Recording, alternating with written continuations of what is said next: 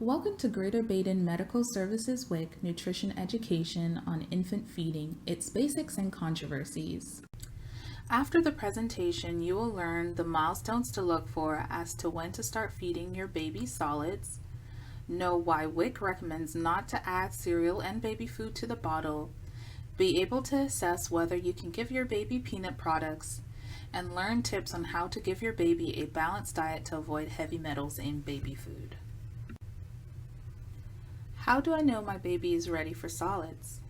These baby milestones or developmental stages are normally observed when baby is 6 months or close to 6 months.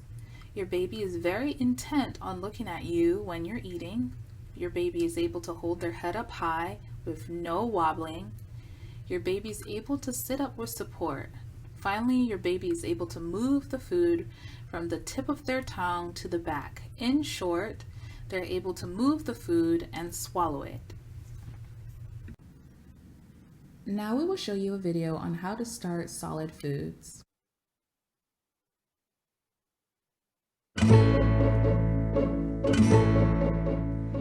Hi, I'm Jenny Bass, pediatrician at Kaiser Permanente. Most parents that I see in the office have questions about starting solid foods for their baby, like when should I start and which foods are best to start with? What about food allergies, and will nursing or bottle feeding change? So let's talk about it. Somewhere between 4 and 6 months of age, or when your baby is showing signs of being ready, you'll want to start pureed foods. Babies don't need anything other than breast milk or formula up to 4 months of age. Have your baby sit with you while you are eating and look for the following signs of being ready. Your baby holds up her head, she can sit up, she's showing interest in foods, and if you put a spoonful of food in her mouth, she doesn't spit it all out. Any food can be a first food. Cooked vegetables, cereals, and soft fruits are good ones to start with. And meats, cottage cheese, and yogurt are also good. Whatever you choose, most babies do best with a very smooth texture. All babies should be fed from a spoon or from your finger. We don't recommend putting solid food like rice cereal into a bottle. Many families offer breast milk or formula, and then some solid foods, and then more breast milk or formula. Start with just a couple of teaspoons each time. Increase to about a quarter cup of food 2 to 3 times per day during the first couple of months that you are introducing foods. The process is messy, so be ready. Is your baby eagerly moving toward the spoon and opening her mouth? Does she fuss when you take too long between spoonfuls? Then she's hungry. Keep on feeding.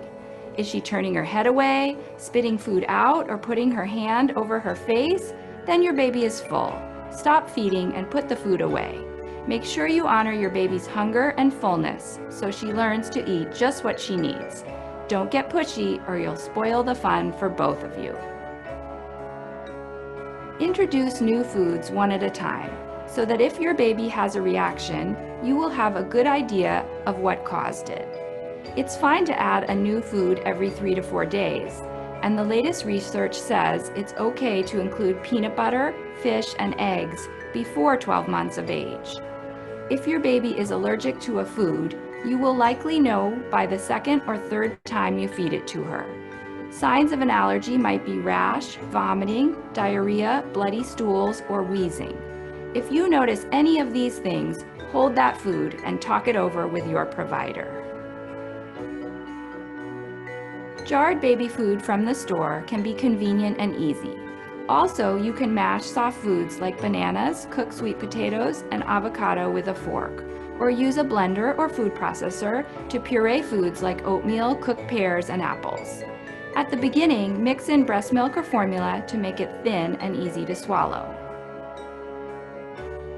Babies and toddlers may take 20 or more times trying a new food before they start to accept it. So don't assume if your baby pushes a food away that she will never like it.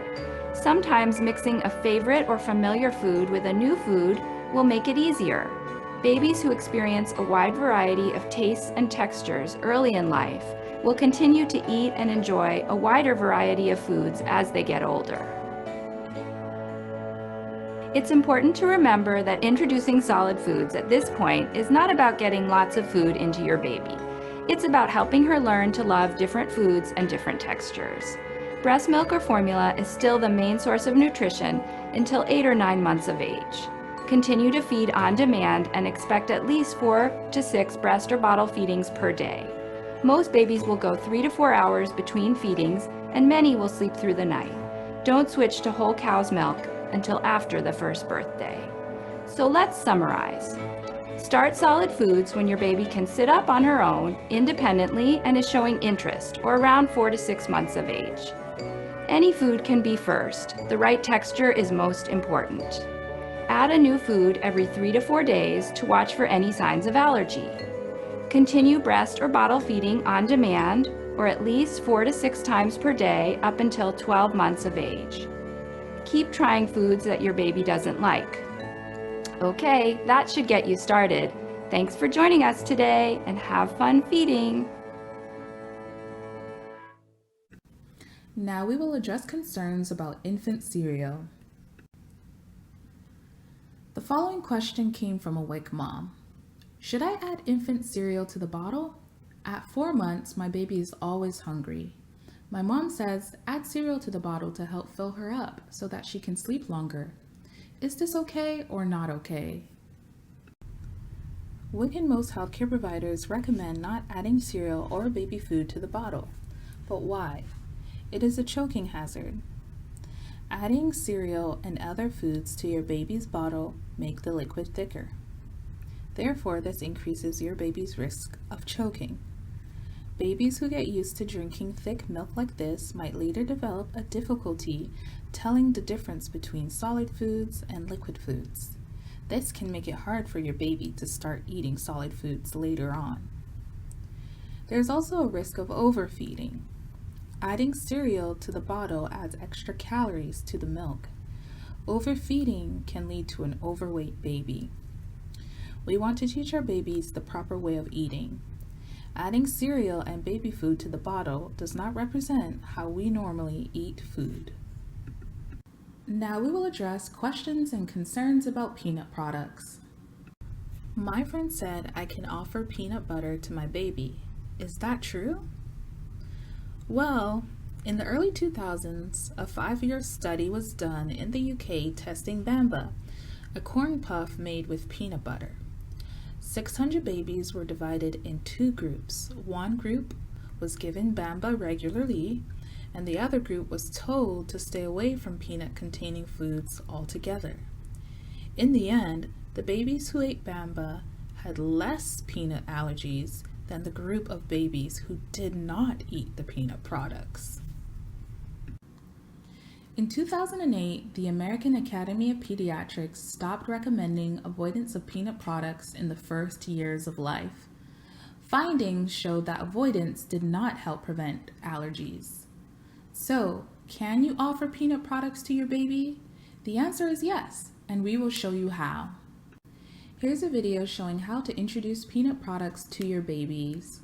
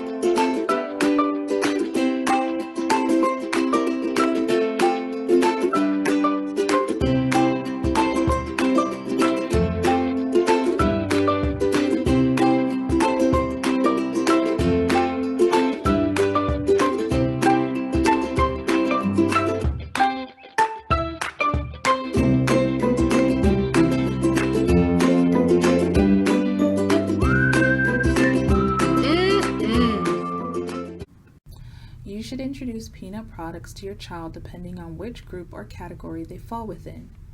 These three groups are if your child has severe eczema or an egg allergy, mild to moderate eczema, or no allergy. If your child has severe eczema or an egg allergy, testing for a peanut allergy at the doctor's office is recommended. If your child has an egg allergy, it's recommended to have the first taste of peanut butter at the doctor's office. If your child has mild to moderate eczema, no testing is recommended, but still consult your doctor regarding your baby's unique situation. Recommendation is to introduce peanut butter at 6 months. If your child does not have eczema or an allergy, they can have peanut products along with other foods based on the family's preference. No testing is recommended. Now we will address questions about heavy metals in infant foods. You may be worried about heavy metals in baby foods. Heavy metals are introduced in the soil. This is how it eventually gets into the food. Heavy metals can get into food by manufacturing and packing. The most common metals that get into food are arsenic, lead, cadmium, and mercury.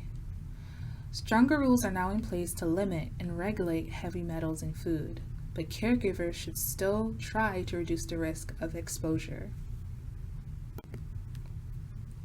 How do I reduce my baby's risk of exposure to heavy metals?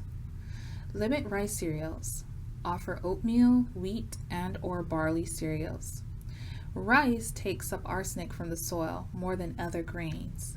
Offering oatmeal or wheat, barley more often will reduce intake of arsenic from rice cereal. If breastfeeding, continue to breastfeed for as long as possible. Breastfeeding boosts babies' brain development, which counters the effect of toxic metals harming babies' developing brain. Offer a variety of fruits and vegetables.